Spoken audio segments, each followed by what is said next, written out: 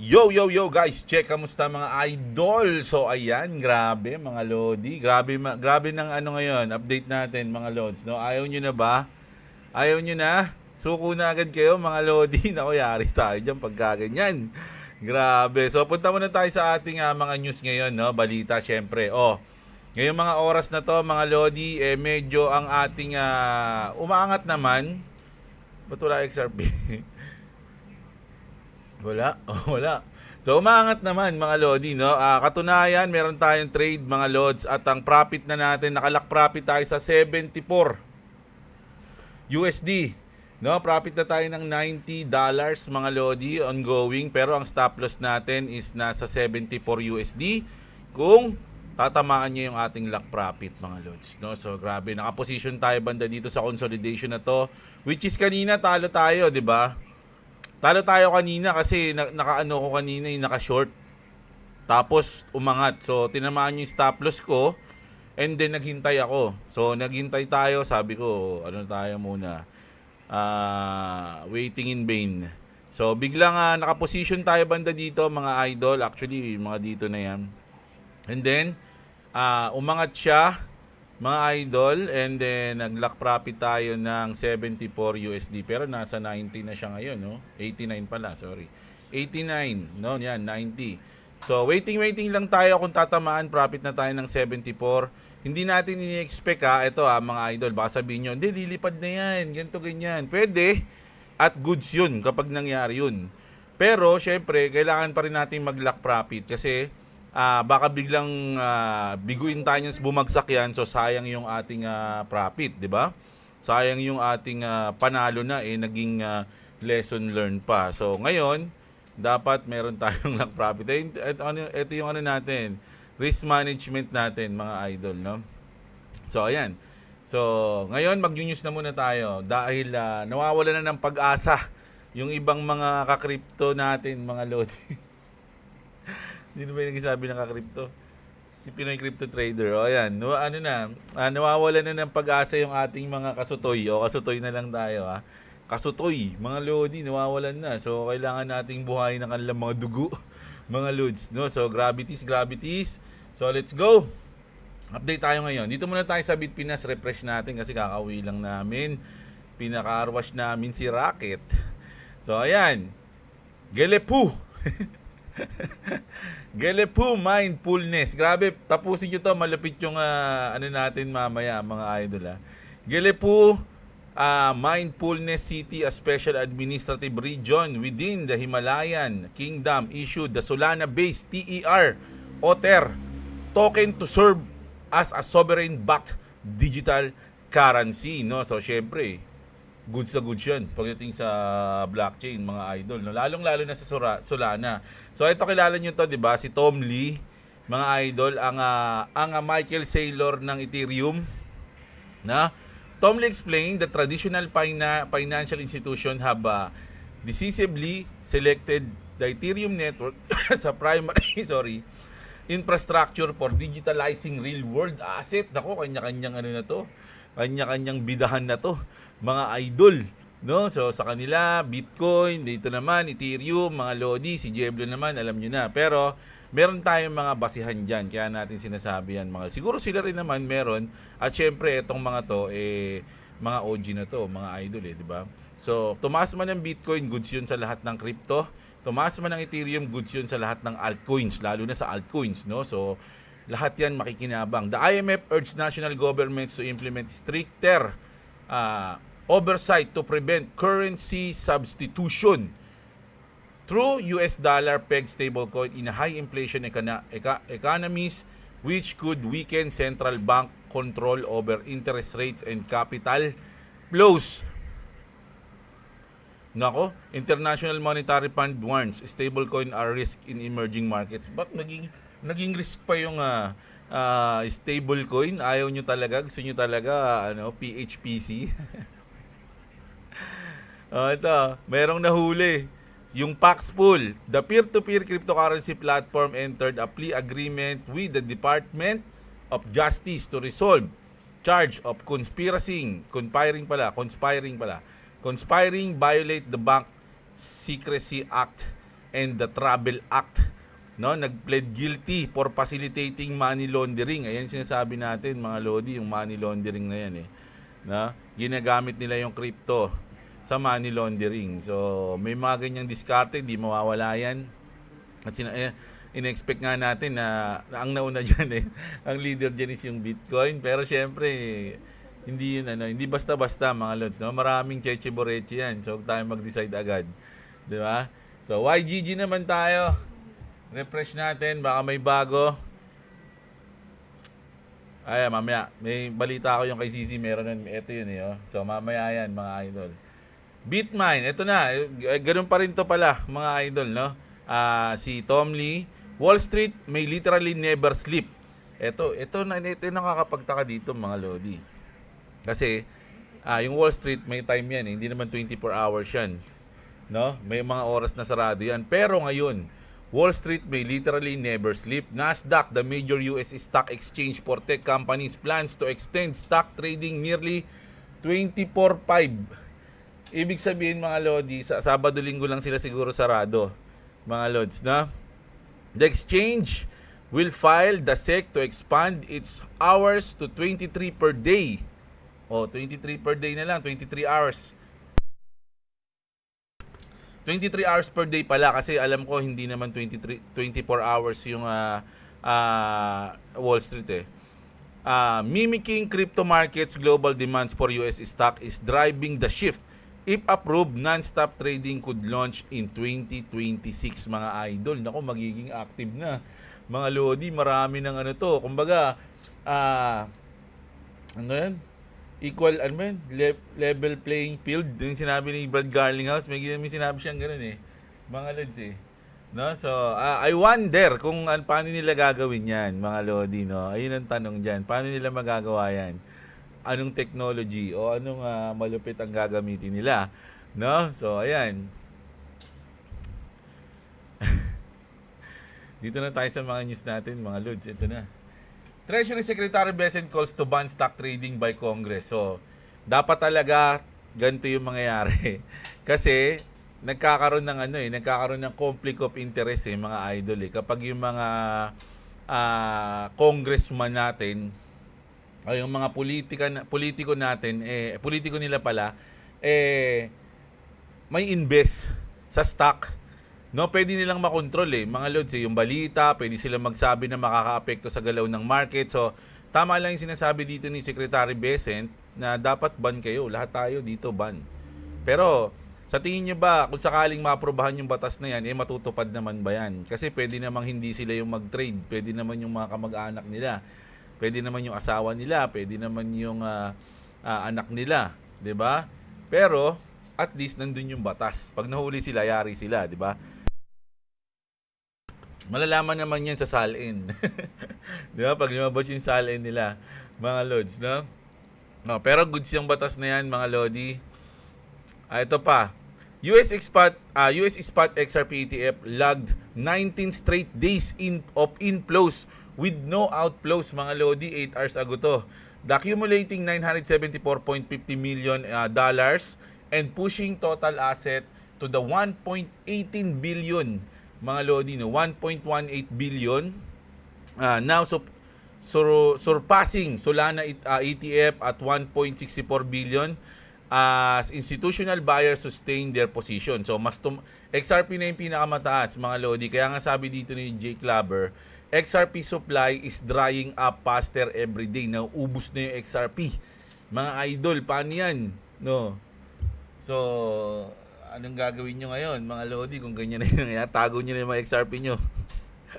Baka may maghangad, di ba?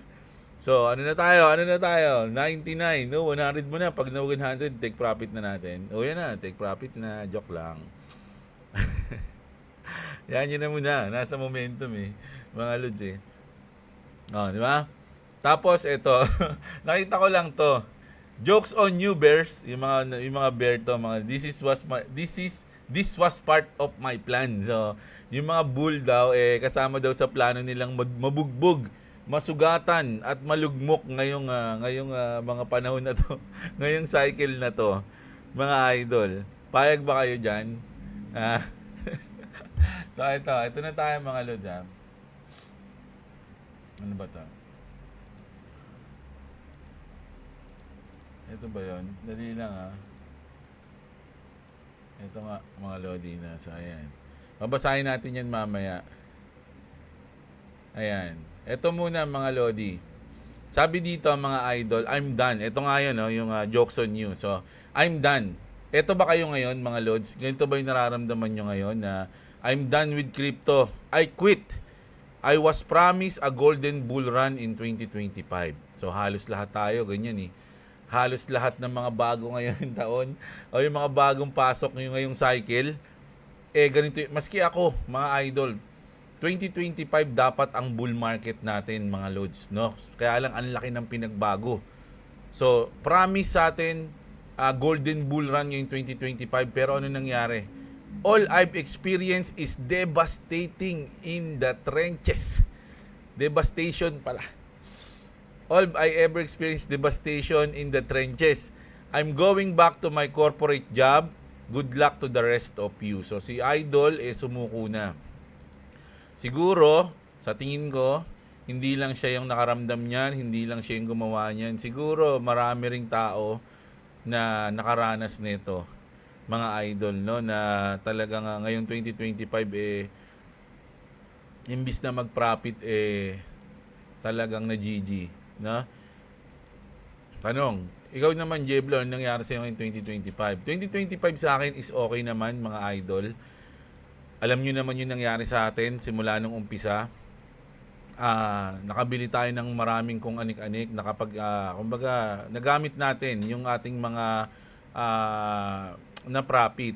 Ngayon, meron tayong imbak na napakaliit na lang, mga lods, no? Pero dahil nga hindi ko ginagalaw 'yun, halimbawa, sinabi ko na to paulit-ulit, no? Tigto 20k lang yung aking invest, mga lods, no? Sa lima kong, sabi ko nga 100k lang 'yun eh. 'Di ba? So, hindi ko na ginagalaw 'yun. Ang nilalaro natin ngayon is yung sa trading, which is this. 'Di ba? So nagkakaroon ko, kaya hindi ko nagagalaw yung mga yung mga bodega ko. Siguro yung iba kaya nga natin sinasabi, invest what you can afford to lose. Kasi yung iba ganito nangyayari. Nag-iinvest sila sa XRP siguro nung nag-drop ng $2 and 2.5, nag-drop doon, nag-invest sila doon. And ngayon nasa 1.8. So paper loss na sila. Bigla nilang kinailangan ng pera. So magagalaw nila yun ng talo. No? Makukuha nila yun ng talo. Maraming ganun mga idol. Kaya ayun yung sinasabi natin na huwag niyong i-invest lahat all in ng isang bigayan lang mga loads. No? Yung kunyari kung ano yung mga sobra nyo, sige ito sobra natin to o di invest ko to. Ganun lang. So ganun lang din. Kaya ang sa akin nangyayari ngayon, hindi ko nagagalaw yung ininvest ko, although ngayon bagsak yun. Kasi ininvest ko yun. Nasa 100k yung Bitcoin eh. Nasa 100k pa yung Bitcoin ang ininvest ko yun. So imagine ngayon wala na. Kumbaga talo na tayo ng 40%. So wala nang 6 digit yung asset ko, siguro mga nasa, pag tinitingnan ko nalulungkot na lang ako. No, 5 digits na lang, 60k ganun na lang mga lodi, no? Sa lahat pa yun, wala na nang 60k yata. 'Di ba? So, ang nangyari drop tayo ngayon. Pero ang mahalaga doon, hindi ko siya nagagalaw ng talo siya. Kunyari, nasa 60k na tapos babawasan ko pa, di doble yung talo ko noon. 'Di ba? So ngayon, ang ginagawa natin, yung nag-trade natin, ito yung nagagalaw natin. Halimbawa, panalo tayo ngayon. Halimbawa yan, 6 o $111. So, ang gagawin ko diyan, ipa-profit ko yung kalahati and then iiwan ko yung kalahati and then trade uli. Ganon, hindi ko ginagalaw yung bodega ko. So, hindi yun yung sa tingin ko lang na diskarte ko kasi mga loads, no? Yun yung strategy natin. Ngayon kung natalo talaga ako sa trading, walang natira, ang ginagawa ko, yung mga pinambubodega ko, yung binabawasan ko. Kasi halimbawa ito mga loads nanalo tayo ngayon 100 USDT. Kukunin ko yung kalahati niyan, ibubodega ko, 'di ba? So alam ko yung bilang ng mga coins ko. So kunyari halimbawa yung SHIB, sabi ko nga kanina, 'di ba? So ang invest ko lang doon is 40 million SHIB. Magkano lang 'yun? So ngayon magbubodega ako doon. So magiging 60 million na siya, something. So ngayon pag talo ako sa trade, nakita ko na ay patay tayo diyan, wala na akong pan-trade. So yung dahil 60 million na 'yon, babalik ko lang siya sa 40 million, yung sa dati pa rin. So hindi ko pa rin siya nagalaw. 'Di ba? So, ganun yung strategy natin, mga lodi, no? Kaya nakakapag-trade pa tayo. Oh, ayan. Tapos, eto, mga lods, no? Ito yung isa, no? Kasi kung ito is negative, ito naman, nangyari sa kanya yung negative, pero positive thinker pa rin siya. I did not believe in my lifetime that XRP would ever drop this low again. Ako rin, mga lodi. Hindi ko iniisip na bababa pa ng 1 point something. Ang ini-expect ko, mga lodi, $2, ayun na yung bottom ng XRP.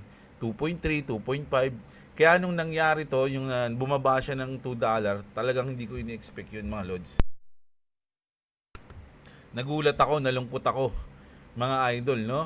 I was wrong. Me too. Ako, mga ganun din ako. I believe that XRP would price in the double digits by now. I was wrong din. Ganun din ako, mga lodi. October, November, December, ini-expect ko, nasa malaki na yung XRP natin. 'Di ba? So, ang nangyari, wala. I believe the ETF inflows would create supply shock. Ako din, mga lods. No, yung mga ETF na nag-apply, yung iba na-aprobahan na, pero ano yung nangyari sa XRP, mas lalo pang bumaba. So far, I have been wrong. No, Jeblu 2. I believe that XRP would shock the world in 2025. Ganun din yung isip ko doon, parang si Gios, So far, I've been wrong, no? Ganun din, mga lods, no? Am I scared? Oh, tanong ko rin yung sarili ko. Ito rin yung sagot ko, no. Nothing has changed in the fundamentals of the asset. Ganun din ako, mga lodi, no? Nagkamali tayo, nagulat tayo, lahat tayo na nagitla. Manis, ang lalim nun. Nagitla sa nangyayari, no? Na bumaba pa siya sa sobrang dami ng good news. Am I panic selling? Absolutely not. Ganun din ako, mga idol, no? So, hindi rin ako nagbenta ako dati, pero invest ko ngayon, hindi ko na siya ginagalaw, no? Kasi basta yun, no? Do I believe XRP will shock the world in 2026? Yes, I do. Oh, ganun din ako. Parang pag shock the world, parang si Gios na alala ko ng 2022, tas hindi nangyari, mga lods. Ang pangit ng ender ng ano niya, ng tweet niya. No, pero sa akin, mga idol, ganun din. No, medyo hindi lang natin gusto yung nangyari ngayon, pero ganun pa rin ako. No, naniniwala pa rin ako sa XRP, mga idol, no. So, alam niyo naman 'yan. At patuloy pa rin ako mag-iipon ngayon ng XRP kasi alam niyo naman wala na ako halos XRP, naubos na, no? Kasi nga alam niyo na 'yon. So, ngayon bodega lang ako ng bodega at sabi ko nga kung magpa-profit man tayo ngayon kasi inaasahan ko kung magpa-profit ako ngayong cycle, onti lang din eh. So, ang gagawin ko, i-invest ko na lang din siya sa susunod na cycle. No? At sana doon tayo pumaldo. No? Ganun lang yun. Kaya, kasi ngayon, alam niyo naman, puro bagsak, mga idol. Kahit mag-invest ka ngayon, buy the dip, nakakailang buy the dip ka na hanggang wala ka ng pera, bumababa pa rin. 'Di ba? So, kasama yan, mga lodi. Ganun yung sinabi ni Sisi. Ayun yung sabi ni Sisi dito. If you are jealous of people buying crypto on the cheap, no? Kasi, halimbawa, ngayon, 'di ba parang nakakapagselos na grabe sila, nakabili sila ng Bitcoin sa halagang ganito lang noon. 'Di ba? Ang galing nila, ganyan, 'di ba? Nakabili sila dati. So if you were jealous of people buying crypto on cheap and able to hold them through the cycle, so ganun din yung ginawa nila, mga lods eh. 'Di ba? Bumili sila ng nasa baba, tapos hinold nila ng isang cycle. O gaano ba katagal yung isang cycle, mga idol? Usually, ang isang cycle is 4 years. No, ngayon na-extend na, magiging 5 years na kasi magiging super cycle daw. 'Di ba? So, binili nila 'yon ng mababa at hinold nila 'yon ng 4 years. Think about what they did in moment like this, no? So, ibig sabihin dito, mga idol, parang ang nangyari, hindi naman nila binili 'yon ng walang, parang naghirap sila, kumbaga gano'n. Ito yung mga moment na 'yon, parang gano'n. Yung moment dati na walang naniniwala sa Bitcoin, ang baba pa ng Bitcoin, laging bagsak, doon sila bumili, naniwala sila. So ngayon yung moment ulit na ganun, no, nabagsak lahat, madugo lahat, walang kahit anong good news, hindi nagpa-pump, walang kakwenta-kwenta yung market. Pero dapat ang gawin natin yung ginawa nila noon. na bumili sila dito, nagbudega sila ng nasa duguan, 'di ba? Naniwala sila na mag-up yung cycle. And then pag lumipad to sa mga sunod na taon, yung iba naman yung magsiselo sa inyo ngayon kasi isasabihin nila na, uy, swerte nyo, nakabili kayo nung 2025 nung bagsak na bagsak Pero kung tutusin, hindi nila alam yung hirap na dinanas natin, kumbaga, 'di ba? Ganun, no? Ayan, sabi dito, looks like the hardest skill in crypto. It's emotional stamina, not entry price. Tama yun, mga Lodi, 100%, sabi ni Sisi. 'Di ba? Emotional damage ka talaga sa crypto, mga idol. 'Di ba? Kapag nakikita mo yung portfolio mo na bumabagsak ng 80%, tatsa yan, no? 'Di ba? Ano nangyari, 'di ba? Kumbaga, magdadagdag pa ba ako? Parang nawawalan na ako ng pag-asa pagka ganito. 'Di ba? Ganun. So, ganun din sa trade, mga lods, no? Kanina, nag-short ako dito, talo tayo kasi umangat, 'di ba? So, naghintay lang tayo. Kasi yung iba kasi ang nangyayari sa kanila pagka ganyan, kapag tinamaan yung kanilang stop loss, susundan agad nila. 'Di ba? Kasi naniniwala sila na bababa. Halimbawa, ako, tinamaan ako dito. Saan ba ako tinamaan? Ng short. 'Di ba? Dito ata ako tinamaan ng short eh. Pak. Tapos mag-short pa rin ako kasi naniniwala ko pa. Ako hindi ganoon. Maghihintay na lang ako pagka ganoon. So, hinintay ko siya. And then, sabi ko, dito nga dapat ako mag-short pero bumaba na siya. So, sabi ko, maglulong na lang ako. Hintayin ko na lang. So, ang tagal niya dito. So, parang gumagawa siya ng pundasyon. Naisip ko, sabi ko, sige, maglulong ako dito. Tapos, naglagay ako ng stop loss ko dito niyan eh. No, eto, nakalagay yan dito. So, ang tagal niya dyan and then lumipad siya. So, ngayon, profit tayo ngayon. Nabawi ko yung mga talo ko kanina. 'Di ba? Na 20 USDT, 15 USDT, 12 USDT. So actually kung tutusin, bawi lang ako. So itataas ko na tong lock profit ko diyan. 'Di ba? So profit na tayo ng 100. Ayan na, pasok na yung 100 natin. 100 na tayo. So bawi na tayo, mga idol. 'Di ba? Mag-short na ba ako? Pwede naman. Kasi hindi pa ako naniniwala na angat to, mga lods eh. Sa totoo lang.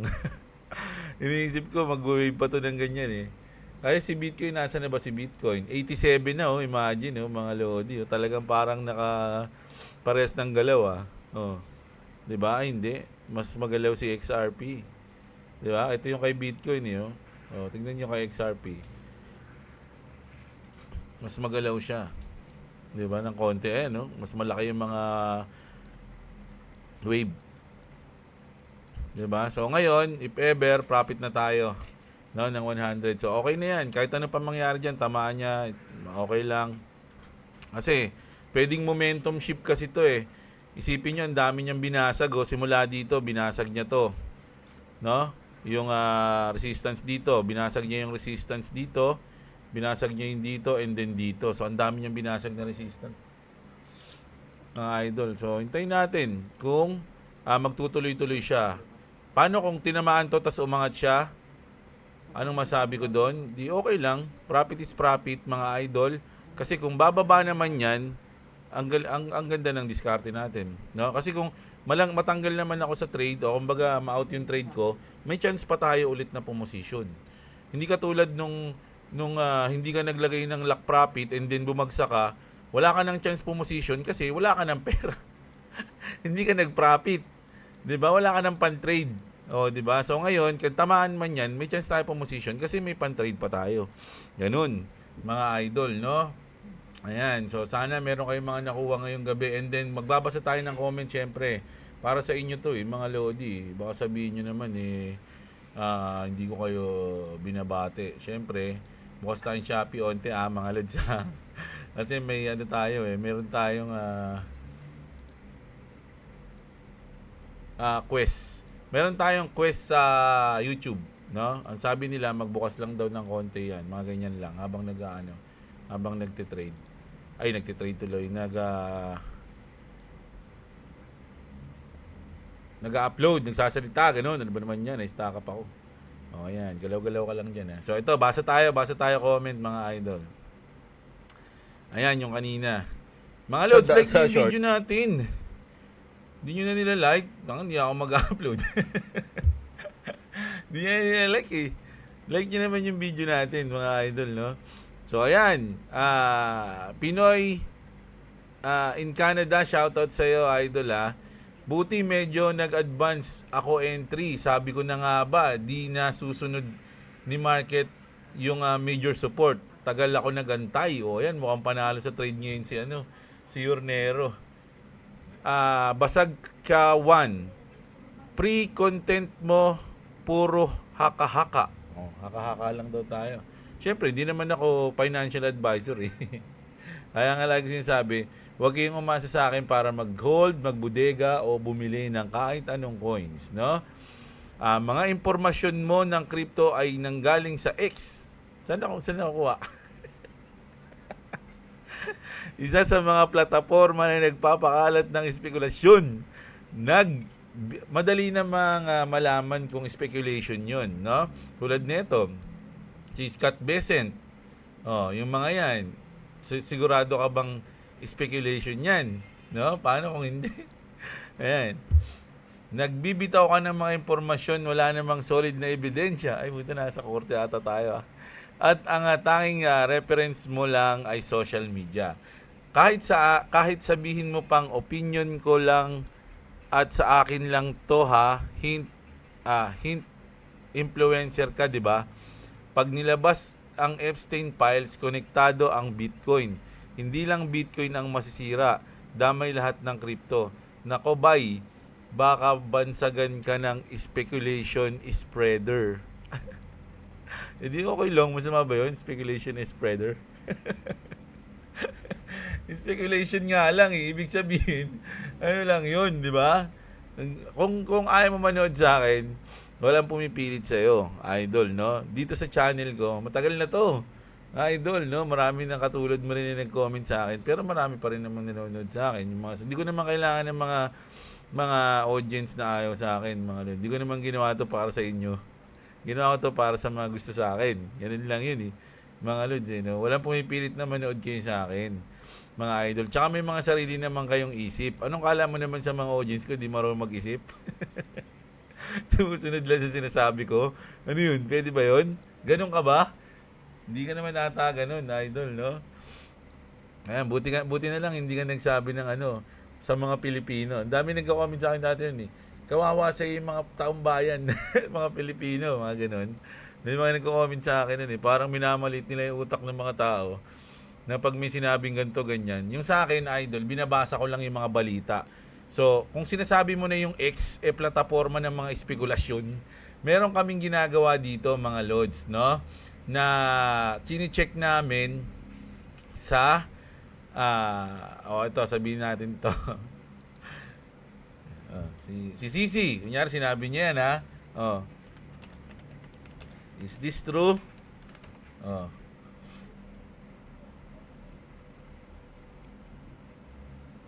Pwede naman tanongin si Grok kung totoo yung balita o hindi. Sa Facebook, wala kasing pwedeng tanong. Ewan ko, kasi sa Facebook, wala eh. Wala siyang ganito, yung bilog na ganyan, para tanungin mo kung totoo yung balita. Halimbawa, sige, punta na lang tayo dito. Punta tayo sa coin. Madalas kasi dito tayo kumukuha ng news eh. Para malaman natin sa Cointelegraph. Halimbawa lang ganito, idol Cointelegraph. Ayan. DMCC and Crypto.com are teaming up to explore on-chain infrastructure for commodities like gold, energy, and agriculture. Yung Bitcoin, sinasabi nila, commodity na yon. Yung XRP, sa tingin ko, commodity na dapat yon. Tatanungin natin kung tunay kung speculation ba to o tunay itong news na to. Is this true? Sasagutin tayo. Ay, mali yung spelling ko. Pero ang galing niya. Yes, it is true.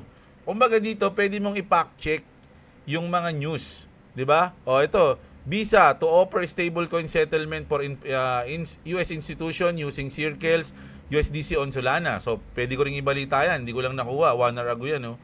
Is this true? Paano naging speculation yan kung totoo naman? Mali spelling ko. 'Di ba? Titingnan natin kung totoo o hindi. Grok, bilisan mo. Napapaya si Jeblo. Ayan. malalaman natin kung speculation. Kasi sinasabi mo yung X o yung Twitter, plataforma ng mga nagpapakalat ng mga spekulasyon. Baka ikaw lang na hindi marunong mag-fact check. O yan, yes.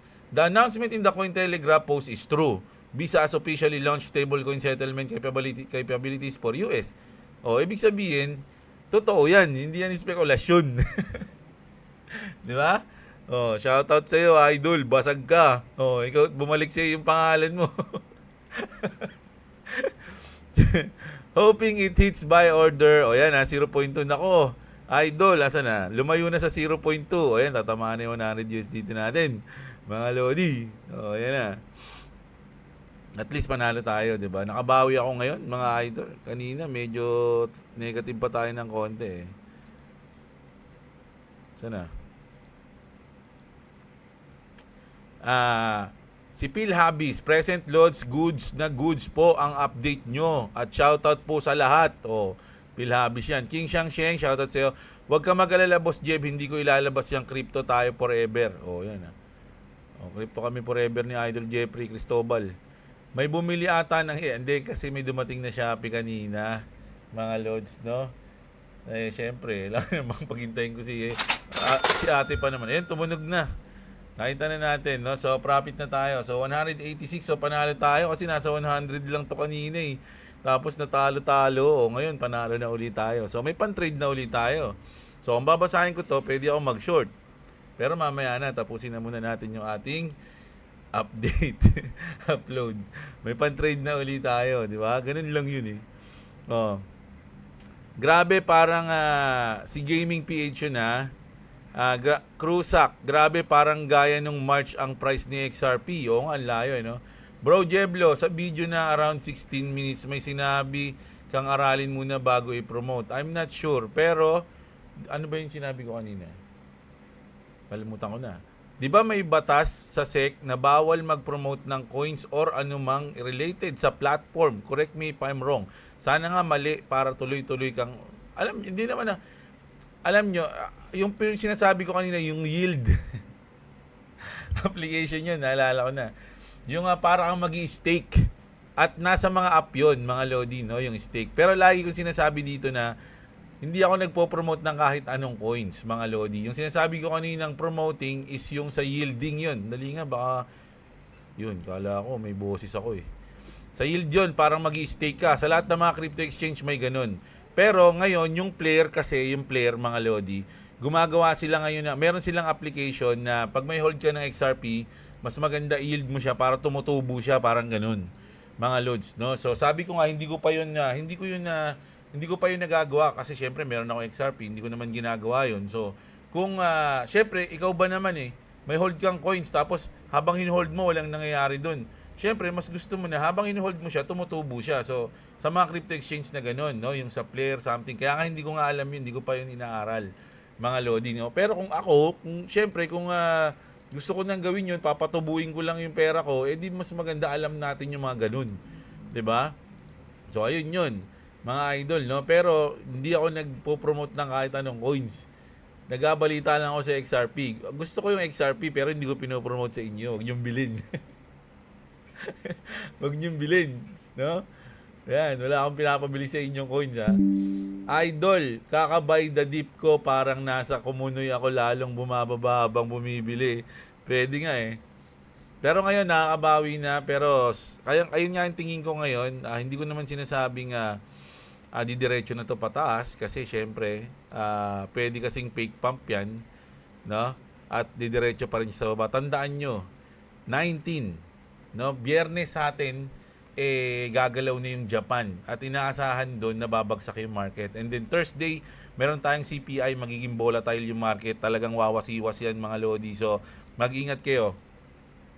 Same, bumaba pang nung bumili ako. Wait na lang uli sa 19 kung meron pa pambudega. So, sa 19 yan, Friday. Si Idol na may 15k na XRP, ingat ka, baka hinahanap ka na nila. Si ano yun Sino ba yun? Yung nagpo-post dito, nagsasabi na may 15k siya na XRP. Ang dami nun, mga lodi. Wala pa sa alikabok yung XRP ko dun. Ilan lang yung XRP ko Grabe si Idol, no? Paldogs. Oh, ayan, si Cela Villa. Si ano yun? Mike Cortez ata yun, nakalimutan ko. Oh, wag natin bagitin yung pangalan. Mali pala, iba pala pangalan nun. Ayan. Si Cela Villa, shoutout sa'yo. Bibo, ako din. Panalo, talo lang. Din. GG pero bias ko long or wish ko mag-pump muna market bago mag-December 19 para di masakit. Malayo pa next liquidity, nasa 76k ata at nasa 94k ang malaking liquidity. At pag na-hit yun, paldo na naman si market maker. Talaga naman, mga idol, no? Talagang si market maker ang panalo sa mga ganitong volatile eh. Si Obusan Junasan, Lods, hindi pala advisable na laging suot ang tangent ring kung ganun. Kasi malalaman ng katawan na may malaking crypto holdings ka. Kawatan pala, sorry. At napakadelikado nun. Yung tangent ring, hindi mo ba't sasabihin mo na wallet mo yun? 'Di ba? Pwede namang normal na sing-sing lang siya. Mga idol, no? Hindi gusto ko nun sana yung tangent ring, kaya lang wala doon nung pumunta ako doon. Kaya ano lang yung nabili ko, yung Trezor. No, ayan. Ito na naman si Idol. Si Miao Pusakat. O, ayan. Si Joseph Berdin, shoutout sa'yo. Shoutout sa'yo, Miao Pusakat, ha. Malapit na mag-oversold yung weekly time frame. Possible, gagawa ng bounce below 80k. Sana nga. Kaya lang, nag-bounce na ata ngayon. Boss, hold na lang ako. Yan, mas magandang strategy yan. Parang impeachment ba yan? Boss ni BP, delay lang muna pero nandyan na, nakalatag na. O, yan, pwede, o. Yan. My crystal ball is malabo pala. Sorry, sabi ni Idol. O, yan. Sana manalo ako para may pang trade. O, yun nga mga lodi. O, yan, sabay ka daw kay Crypto Gaming, o. O, hindi ko kilala yan, ha. Yan. Bot. Huwag kayo mag-i-interact sa ganito mga bot, ha. Mga lods, ha. GG kayo dyan.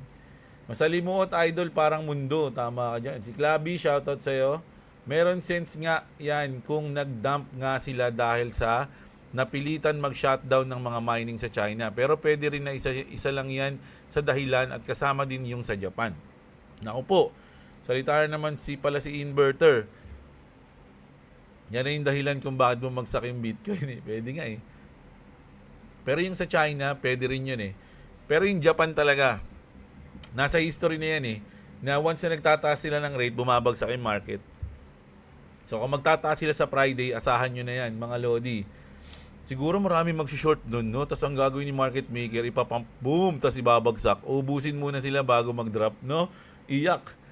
Yung sa staking sa player, player, kaya bumili ako. Still buying, collaboration siya ng XRP habang mura pa siya. To your own research, mga lods. So ayan. Gusto ko rin sana bumili ng player pero hindi ko yung sinasabi bumili kayo, ha. Yung ano ko lang, yung nararamdaman ko lang. Kaya lang hindi ako makabili kasi wala siya sa Bitget, mga lods, no? Elmer TV, Kevin Alopio, shoutout sa'yo. Puro grabe balita, bagsak pa din ni XRP. Yes po. Yan, si Crypto Gaming. Si Crypto Gaming ka ba si MG Gaming? Tama siya ata ito, nag-bite na siya ng pangalan, no? Si Books, timing sa sahod by the dip. O, ayan, galing nun. Jasper. Si June Abendaño, shoutout sa'yo, Idol. Si Disley. Nag-short ako kahapon, Lodi, sa BTC. Win ako 35 USD. O, ayan, mga lods, no? Stephen, Andre, shoutout sa'yo. Si J-Lead Videos. Si JC, shoutout. At si Santos Jandel. So, ayan, mga Lodi, no? Sana, overall, meron kayong nag-gets, mga Lodi. Kung sumusuko na kayo, mga Lodi, ay nasa inyo yan, no? Pero, yung mga iba, hindi pa naman sumusuko. Sabi nga ni Zizi, di ba? If you were jealous of people buying crypto on the cheap and able to hold them through the cycles, think about what they did in this moment, no? Or in moment like this. In moment like this, some people... Ayun yun, di ba? So, ayan. So, yun ang update natin ngayong gabi, mga Lodi. So, kapit lang. Kung may tiwala kayo sa mga hold nyo, kung may tiwala kayo sa inyong mga binodega, kapit lang, mga idol, no? Pero kung wala, nasa inyo yan, pwede na kayo mag-out. Para hindi na kayo may stress. Ganun lang yun, mga Lods, no? So, kita-kits tayo, mga idol, sa susunod na video. Bukas ng umaga. Ayan. Kita-kits tayo mga idol, no? So maraming salamat. Nga pala, wag niyo kalimutan na mag-subscribe kay Clovis Gaming kasi napakalapit na, no? Mawawala na rin siya ng pasok eh. Pag wala na siyang pasok, doon daw siya paparapol. So ayan. Subscribe kayo at may chance kayo manalo ng Panoche Buena Showcase ni Clovis Gaming, no? Pa-Gcash niya yan. So, abang-abang kasi dito tayo magla-live sa channel niya. So, dapat naka-subscribe talaga kayo para makita niyo yung notif. Tapos, sana mabunot kayo sa raffle, no? So, ayun. Kita-kits tayo. Huwag niyo kalimutang i-like ang video. Sa mga hindi pa nakasubscribe, subscribe kayo dyan. Check yung link niya sa description sa baba ng video natin. Malulupit yan. Kita-kits. Maraming salamat at What's up? Never give up, never get down. Laban lang. okay.